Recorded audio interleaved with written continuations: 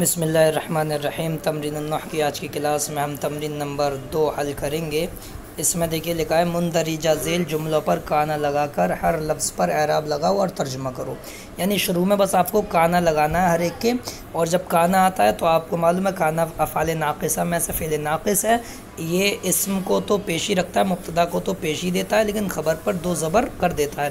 تو کان الکتاب مفتوحا، کان الغلام نائما، کان علی زاہدا، کان اسماعیل نبیا، کان الحسین مجاہدا، کان عمر خلیفتا، کان عثمان سخیا، کان ابو بکر صدیقا۔ صدیقا یہ سب آپ ایسے کر کے اچھے سے سمجھیے، بنائیے۔ پھر اس کے بعد ترجمہ بھی کروانا۔ تو کتاب معنی کتاب مفتوح معنی کھلی ہوئی، کتاب کھلی ہوئی، کانا مینس تھی، کتاب کھلی ہوئی تھی۔ غلام معنی غلام، نائم معنی سو رہا ہے، غلام لڑکا سو رہا تھا۔ غلام معنی لڑکا بھی کر سکتے ہیں، غلام بھی کر سکتے ہیں۔ علی معنی علی، زاہد معنی زاہد یعنی تقوی والے، علی زہد والے تھے، تقوی والے تھے۔ کانا اسماعیل نبیًا، اسماعیل نبی تھے۔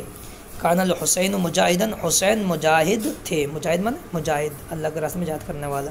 کانا عمر خلیفتًا، عمر خلیفہ تھے۔ کانا عثمان سخیًا، عثمان سخی تھے۔ کانا ابو بکر صدیقًا، ابو بکر سچے تھے، صدیق معنی سچے۔ تو اس تمرین کو اچھے سے سمجھیے اور اچھے سے کر کے اس کو گروپ میں بھیجیے۔ السلام علیکم ورحمۃ اللہ وبرکاتہ۔